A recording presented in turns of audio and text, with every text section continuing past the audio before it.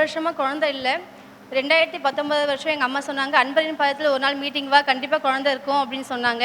அதே மாதிரி செப்டம்பர் மாதம் இதே மந்த்து தான் வந்தோம். வந்த உடனே நல்லா ஜெபம் பண்ணோம். இப்போ ஸ்டீஃபன் சார் சொன்னாங்க, நீங்கள் அடுத்த வாட்டி வரும்போது கண்டிப்பாக அப்பா அம்மா அப்படி ஸ்தானத்தோட வருவீங்கன்னு சொன்னாங்க. அதே மாதிரியே நாங்கள் அதே மாதமே கன்சீவ் ஆனோம். அது மட்டும் இல்லாமல் 6வது மாதமே பனிக்கூடம் எனக்கு உடஞ்சிருச்சு. அப்போ எல்லா டாக்டரும் சொன்னாங்க, குழந்தைய காப்பாற்ற முடியாது, எந்த உறுப்பும் வளர்ந்துருக்காது, அப்படி எப்படி குழந்தையா இருக்கும் அப்படின்னு சொன்னாங்க. ஆனால் நாங்கள் நம்பிக்கையாக இருந்தோம். ஏசப்பா கொடுத்த குழந்தை ஒன்றும் ஆகாது நம்பிக்கையாக இருந்தோம். அதன்படியே ஏசப்பா நார்மல் குழந்தைக்கு இருக்க மாதிரியே ஹார்ட் பீட் எல்லாமே நார்மலாக இருந்துச்சு. அது கிருபை செஞ்சாங்க ஏசப்பா. இவதான் அந்த குழந்தை. இவளுக்கு இப்போ 5 வயசு முடிஞ்சிருக்கு. ஆனால் எல்லா நார்மல் குழந்தைக்கு இருக்க ஆக்டிவிட்டீஸ் எல்லாமே இவளுக்கு இருக்குது. எந்த குறையும் இல்லாமல் ஏசப்பா எங்களுக்கு தந்தாங்க. அது மட்டும் இல்லாமல் ஏசப்பா நாங்கள் எப்போ ஜெபம் பண்ணாலும் உங்களுக்கு ரெட்டத்திலேயே நான் ஆசீர்வாதம் தருவேன்னு சொன்னாங்க. அதே மாதிரியே இவ பிறந்து 1 வருஷத்துலேயே அவன் பிறந்துட்டான். இவர் 2020 பிறந்தா, 21 பிறந்தான். அதே மாதிரி ரெட்டை குழந்தை மாதிரி எங்களுக்கு பெரிய ஆசீர்வாதம் ஏசப்பா தந்தாங்க. கொடானி கொடி ஸ்தோத்திரம் ஏசப்பா. Praise Lord. நாங்கள் சித்தூர்லேருந்து வரோம். நாங்கள் லாஸ்ட் பிஃபோர் மந்த் அன்பரின் பாதத்தில் ஒரு நாள் ப்ரேயருக்கு வரும்போது எங்கள் அம்மா ரொம்ப சிக்காக இருந்தாங்க. ரொம்ப ஹெல்த் இஷ்யூஸ் இருந்துச்சு. ஒழுங்காக சாப்பிட மாட்டாங்க. நிற்க கூட எங்கள் அம்மானால் பலன் இல்லாமல் இருந்தாங்க. அந்தளவுக்கு ஹெல்த் ப்ராப்ளம்ஸ் இருந்துச்சு. எத்தனையோ ஹாஸ்பிட்டல் போகும்போது கூட அப்படி தான் இருந்தாங்க. அதுக்கப்புறம் அங்கிள்கிட்ட வந்து ப்ரேயர் பண்ணும்போது அங்கிள் ஒரு வார்த்தை தான் சொன்னார், ஆண்டவர் உனக்கு ஆரோக்கியத்தை தருவார் மகளே அப்படின்னு சொன்னார். அதுக்கப்புறம் எங்கள் அம்மா இப்போ பரிபூர்ணமாக சுகமாயிட்டு நல்லா இருக்காங்க. அதுக்காக ஸ்தோத்திரம்.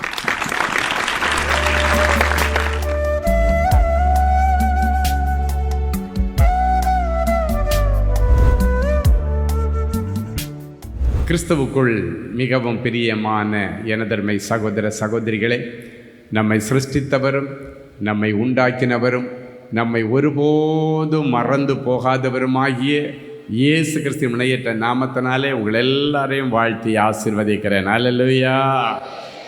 எல்லாரும் சந்தோஷமா இருக்கீங்களா? எல்லாரும் இன்னைக்கு ஆண்டவர் என்ன செய்ய போறார் அப்படின்ற ஒரு பெரிய எக்ஸ்பெக்டேஷன்ல இருக்கிறீங்க. ஆண்டவர் என்ன செய்ய போறாருன்னா, உனக்கு என்ன வேணாலும் கேள் மகளே, உனக்கு விருப்பப்பட்டதை கேள், நான் தருவேன்னு சொல்கிறார். அதான் எனக்கு செய்தி. ஹல்லேலூயா.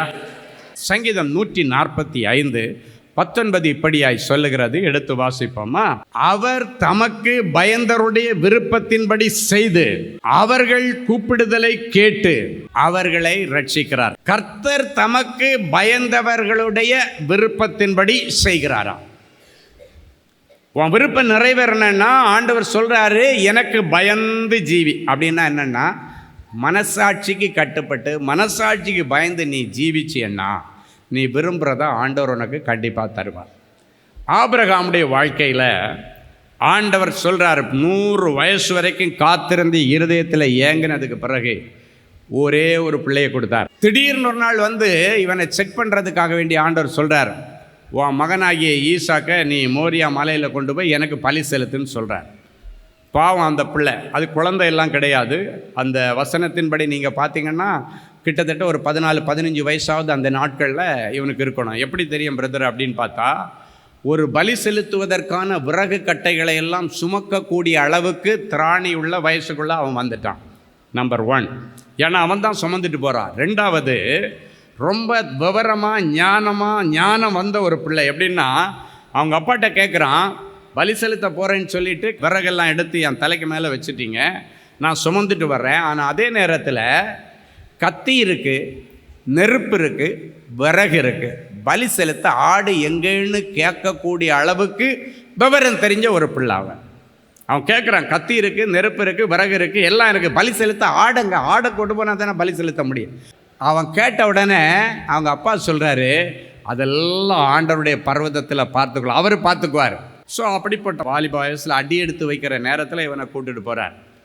இவனை கூட்டுட்டு போயிட்டு இவன் சுமந்துட்டு வந்த விறகையெல்லாம் வச்சு பெரிய பலிபீடம் ரெடி பண்ணியாச்சு. இப்போமாவது அவனுக்கு தெரியும், அந்த பலிபீடத்தை ரெடி பண்ணிவிட்டு இவனை அதுக்கு மேலே படுக்க வச்சு கை காலெல்லாம் கட்டி அவனை பலி செலுத்துவதற்கு ரெடி ஆகும்போது அந்த வாலிப பையன் அப்படி ஒரு தள்ளுதல்னா ஆபிரகாம் அவ்வளோதான், கீழே விழுந்துருவார். ஆனால் அவன் ஒரு வார்த்தை பேசலை. அப்படியே அவங்க அப்பா என்ன செய்தாலும் எனக்கு நல்லதுக்கு தான் செய்வார்னு சொல்லி அப்படியே கீழ்ப்படிஞ்சு படுத்துட்டான். இப்போ அவங்க அப்பா வந்து ஆண்டவருடைய எதிர்பார்ப்பின்படி விருப்பத்தின்படி கத்தியை எடுத்து இவனை குத்தி கொலை பண்ண வரும் பொழுது, கிட்ட வரும் பொழுது ஆண்டவர் ஆபிரகாமே ஆபிரகாமேன்னு கூப்பிட்டார். என்னன்னு கேட்டார், பிள்ளையாண்டான் மேலே உன் கையை போட்டுறாத, ஒரே பிள்ளையாயிருந்தும் அவனை பலி செலுத்த நீ துணிந்தபடியினாலே நீ கர்த்தருக்கு பயப்படுகிறவன் என்பதை நான் தெரிந்து கொண்டேன். அப்படின்னா என்ன தெரியுமா, இவன் ஆண்டவருக்கு பயந்து ஆண்டவருடைய சத்தத்திற்கு கீழ்ப்படுகிறானான்னு பார்க்கறதுக்கு அவங்க அப்பாவுக்கு ஒரு செக் பாயிண்ட். சில நேரங்களில் நீ கர்த்தருக்கு பயப்படுகிறியான்னு சொல்லி உனக்கும் சில செக் பாயிண்ட் வரும். நம்ம நிறைய இடங்களில் ஃபெயிலியர் ஆகிடும். ஐயோ ஆண்டவரை இதை மட்டும் கேட்காதீங்க, இதை மட்டும் என்னால் முடியாது ஆண்டவரே. ஆனால் ஆண்டவர் சொன்ன அதே வார்த்தைக்கு கீழ்ப்படிந்து ஒரே பிள்ளையாக இருந்தாலும் அவனை பலி செலுத்த துணிந்தபடியினாலே நீ கர்த்தருக்கு பயப்படுகிறவன் என்பதை இதனால் அறிந்து கொண்டேன். அப்போ பாருங்கள், இப்போ ஆபிரகாம் ப்ரூவ் பண்ணிட்டாரு ஆண்டவருக்கு பயப்படுகிற மனுஷன். அப்போ இவன் சின்ன பையனாக இருக்கும்போது இதெல்லாம் நடந்துருச்சா. ஒருத்தன் ஆண்டவருக்கு பயந்து ஜீவிச்சா எப்படி அவன் விரும்புகிறதெல்லாம் ஆண்டவர் கொடுப்பார். அதுக்கப்புறம் ஆண்டவர் சொல்லிட்டாரு, இங்கே ஒரு ஆடு கிடக்குது, இந்த முள் புதரில் கிடக்கு, அதை எடுத்து பலி செலுத்துன்னு சொல்லிவிட்டு அந்த ப்ராசஸை முடிச்சுட்டு இவன் வந்துட்டான். காலங்கள் ஓடினது. ஒரு நாள் அவனுக்கு 40 வயசு வரப்போகுதுப்போம். இப்போ இந்த ஆபிரகாம் தன்னுடைய பிள்ளையாகிய ஈசாக்குக்கு எப்படி பெண் எடுக்கணும்னு ஆசைப்பட்டார். அதான் சொன்னேன், நீ விரும்புகிறபடி உனக்கு செய்வார். நீ ஆண்டவருக்கு பயப்படுறவனா இருந்தால் நீ விரும்புகிறத உனக்கு தருவார். தன் பிள்ளைக்கு எங்கேருந்து பெண் எடுக்கணும்னு அவர் விரும்பினார் தெரியுமா? அருமையான ஒரு வசனம், ஆதியாகமம் 24:3-4 ஆகிய வசனங்கள். அதுதான் ஆபிரகாமுடைய மன விருப்பம், விரும்புகிறதை நிறைவேற்றுகிற ஆண்டவர். அவன் என்ன சொல்றான், தன்னுடைய வேலைக்காரனாகிய எலியேசரை பார்த்து ஆபிரகாம் சொல்லுகிறார், நான் குடியிருக்கிற கானானியருடைய குமாரத்திகளில் நீ என் குமாரனுக்கு பெண் கொள்ளாமல். அப்படின்னா நம்ம இருக்கிற இந்த இடத்துல, இந்த ஊரில் கானான் ஜனங்கள் மத்தியில் என் பிள்ளைக்கு பெண்ணு தேடிட்டு வந்துடாத, மாறாக நீ என் தேசத்திற்கும் என் இனத்தாரிடத்திற்கும் போய் என் குமாரனாகிய ஈசாக்குக்கு பெண் கொள்வாய் என்று சொல்லி அனுப்பியிருக்கிறார். இது வானத்திற்கும் பூமிக்கும் அதிகாரமுள்ள ஆண்டவருடைய நாமத்தினால நான் உனக்கு சொல்லி அனுப்புகிறேன்னு சொல்கிறார். பொதுவாக என்ன பண்ணுவாங்க, நம்ம குடியிருக்கிற இடத்துலையே பொண்ணு தேடணுன்னு தான் நினைப்பேன். அப்போ தான் நினச்ச நேரம் பொண்ணை போய் பார்க்க முடியும், பையனை போய் பார்க்க முடியும். அப்போ நிறைய பேருடைய என்ன இருக்கும், உள்ளூர்லேயே பிள்ளைய கொடுத்தா நல்லா இருக்கும். ஆபிரகாம் என்ன சொல்கிறான்னா, நீ இந்த உள்ளூரில் இந்த கானான் ஜனங்கள் மத்தியில் என் பிள்ளைக்கு பொண்ணு தேடாத, மாறாக என் தேசத்தில் போய் என் இனத்தாரிடத்தில் போய் என் குமாரனாகி ஈசாக்குக்கு பெண் கொண்டு வான்னு சொல்லி அவனை அனுப்பி விட்டார். அப்படின்னா அவனுடைய மன விருப்பம், தன்னுடைய பிள்ளையுடைய திருமணம் எங்கேருந்து பொண்ணு வரணும்னு அவன் விரும்பினானோ அதை ஆண்டவர் நிறைவேற்றினார். அதான் வசனம், கர்த்தர் தமக்கு பயந்தருடைய விருப்பத்தின்படி செய்து. அப்போ நீ விரும்புகிற காரியம் உனக்கு நடக்கணும்னா நீ ஆபிரகாமை போல ஆண்டவருக்கு பயந்து ஜீவிக்கணும். ஆண்டவருக்கு பயந்து ஜீவிச்சேன்னா இந்த வசனத்தின்படி நீ ரைட் ராயலாக போய் நின்று கேட்கலாம், ஆண்டவரே இந்த வசனத்தின்படி நான் வரேன், என் பிள்ளைக்கு இப்படியெல்லாம் கல்யாணம் பண்ணணுன்னு நான் ஆசைப்படுறேன். ஆண்டவர் செய்வார். உன்னுடைய ஆசையை, உன்னுடைய விருப்பத்தை நிறைவேற்றுவார். என் அன்பு தேவனுடைய பிள்ளைகளை, இன்னைக்கு உங்கள் வீட்டில் இருக்கிற சுப காரியங்களின் தடைகளை கர்த்தர் உடைக்கிறார். நீ விரும்பினபடி உன் பிள்ளைகளுக்கு திருமண காரியத்தை கர்த்தர் செய்து வைப்பார். ஒருவேளை நேத்தைக்கு வரைக்கும் எனக்கு கல்யாணம் வேண்டான்னு பிடிவாதம் பண்ணின பிள்ளைகளை இன்னைக்கு ஆண்டவர் சந்திப்பார். ஏன்னா நீ ஆண்டவருக்கு பயந்து ஜீவிக்க உன்னை இன்னைக்கு ஒப்பு கொடுத்தா உனக்கு விரும்புகிறத கொடுப்பேன்னு ஆண்டவர் உனக்கு வாக்கு கொடுக்கிறார். பலிபீடத்தில் நின்று வாக்கு கொடுக்கிறார். இன்னைக்கு ஒரு புதிய வாழ்க்கை, ஆண்டவருக்கு பயந்து ஜீவிக்கிற மனசாட்சிக்கும் ஆண்டவருடைய வார்த்தைகளுக்கும் பயந்து ஜீவிக்கிற வார்த்தைக்கு உங்களை ஒப்பு கொடுத்துட்டு நீங்கள் ஆண்டவரிடத்திலிருந்து நன்மையான வாக்குத்தத்தை வாங்கிட்டு போங்க. கல்யாணமே வேண்டான்னு சொன்ன உன் பிள்ளை போன உடனே அம்மா எனக்கு மாப்பிள்ளை பார்த்துருங்கன்னு சொல்லும். கல்யாணம் வேண்டான்னு சொன்ன பையன் அம்மா எனக்கு பொண்ணு பார்த்துருங்கன்னு சொல்லுகிறதை இனி அந்நிய கண்கள் அல்ல, உங்களுடைய சொந்த கண்கள் இதை காணும். ஹல்லேலூயா.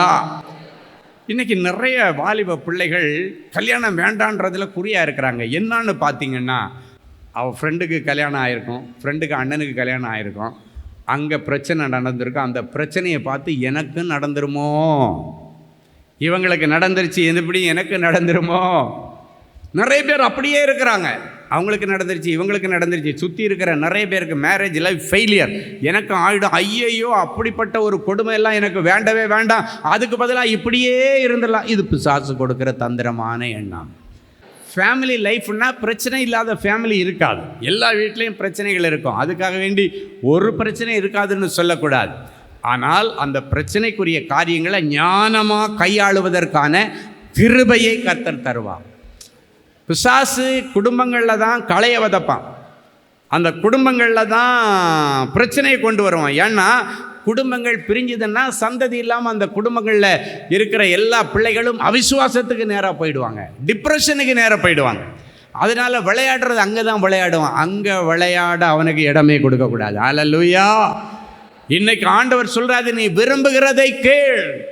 அன்றைக்கு ஆபிரகாம் ஆண்டவருக்கு பயந்தவன் என்பதை ஆண்டவருடைய வார்த்தைக்கு கீழ்ப்படிந்ததன் நிமித்தம் சொல்றாரு, நீ உன்னுடைய ஒரே பேரான குமாரனை நான் கேட்டு நீ பலி செலுத்த துணிந்தபடியினாலே நீ கர்த்தருக்கு பயப்படுகிறவன் என்பதை அறிந்து கொண்டேன். ஆண்டவர் அன்னைக்கு ப்ரூவ் பண்ணிட்டார். இவர் அவனுடைய பிள்ளையுடைய திருமண காரியங்களை அவன் எப்படி ஆசைப்பட்டானோ அதே போல் அவன் இனத்தாரிலிருந்து ரெபேக்காளை கொண்டு வந்து, வேதம் சொல்லுகிறது, ரெபேக்காளும் ஈசாக்கும் வீட்டிலே விளையாடி கொண்டிருக்கிறதை அபிமெலேக்கு ராஜா கண்டானாம். அவங்க அப்பா ஆபிரகாம் ஆசைப்பட்ட மாதிரி ஒரு நல்ல குடும்ப வாழ்க்கையை கர்த்தர் அவனுக்கு கொடுத்தார். இன்றைக்கும் இந்த வார்த்தையின்படி நீங்கள் ஆண்டவரிடத்தில் கேளுங்க, ஆண்டவரே என் வீட்டில் என் மருமகனும் மகளும் விளையாடிட்டு இருக்கிற, என்னுடைய மகனும் விளையாடிட்டு இருக்கிற அந்த அனுபவத்தை தாங்கன்னு நீங்கள் கேளுங்க. கர்த்தர் கண்டிப்பாக உங்களுக்கு ஒரு அற்புதம் செய்வார். ஹல்லேலூயா. கர்த்தருக்கு பயப்படுகிற பிள்ளைகளுடைய விருப்பங்களை ஆண்டவர் நிறைவேற்றுவார். அடுத்த ஆண்டவர் சொல்லுகிறார், கர்த்தருக்கு காத்திருக்கிற பிள்ளைகளுடைய விருப்பங்களை ஆண்டவர் நிறைவேற்றுவார். நீதிமொழிகள் 13:12 இப்படியாய் சொல்லுகிறது, எடுத்து வாசிப்போமா?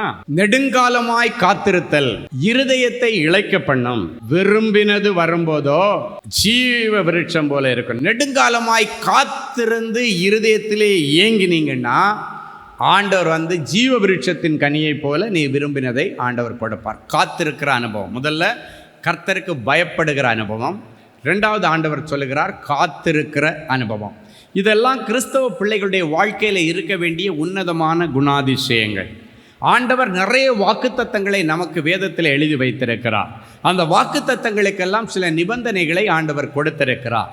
இன்றைக்கி நிறைய பேர் வாக்குத்தத்தத்தை பிடிச்சிட்டு ஜெபிக்கிறீங்க, விசுவாசிக்கிறீங்க. ஆனால் அந்த வாக்குத்தத்தத்திற்கு ஆண்டவர் சொல்லியிருக்கிற நிபந்தனையை அநேகர் கடைபிடிக்கிறதில்லை.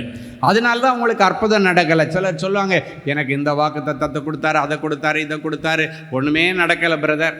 அது நடக்கணும்னா அந்த வாக்குத்தத்தங்களுக்குரிய நிபந்தனைகளை தேவனுடைய பிள்ளைகள் நிறைவேற்றணும். உங்கள் சைட்லேருந்து நிபந்தனையை நீங்கள் நிறைவேற்றினீங்கன்னா ஆண்டவர் சைட்லேருந்து அந்த வாக்குத்தத்தத்தை நிறைவேற்றுகிற பொறுப்பை ஆண்டவர் நிறைவேற்றுவார். ஹல்லேலூயா.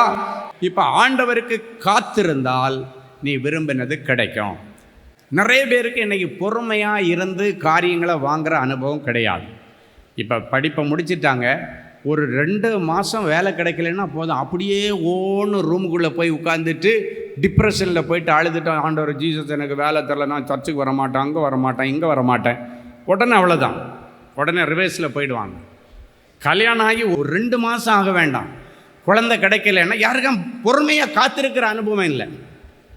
2 மாதம் ஆச்சு, இன்னும் ஆண்டவர் எனக்கு குழந்தை தரல, நான் சர்ச்சுக்கு வர மாட்டேன், நான் பைபிள் வாசிக்க மாட்டேன், நான் ஜெபம் பண்ண மாட்டேன், நான் ஜெபம் பண்ணி என்ன கண்டேன், சர்ச்சுக்கு போய் என்ன கண்டேன், நான் பைபிள் வாசித்து என்ன கண்டேன்னா நீங்கள் கடைசி வரைக்கும் குழந்தையை காணவே முடியாது. கொஞ்சம் பொறுமையாக இருக்கணும். சில நேரங்களில் நம்முடைய விசுவாசத்தை சோதிக்கும்படியாக கூட ஆண்டவர் சில ஆசீர்வாதங்களை தள்ளி போட்டுக்கிட்டே இருப்பார். நம்முடைய விசுவாசத்தை சோதிக்கும்படிக்கு சில நேரங்களில் இப்போ கொடுத்தா இவன் இந்த பிள்ளைய தக்க வச்சுக்க மாட்டா, இந்த பிள்ளையை சரியாக கவனிக்க மாட்டான்னு ஆண்டவருக்கு உன் பேரில் நம்பிக்கை இல்லைன்னாலும் தள்ளி போட்டுருவார். நீ குழந்தைத்தனமாக இருக்கிற, இன்னும் பக்குவப்படலை, ஒரு தாய் என்னன்றது இன்னும் நீ புரிஞ்சுக்கலை, விளையாட்டு பிள்ளையாகவே இருக்கிறேன்னா கொஞ்சம் தள்ளி போட்டுருவார்.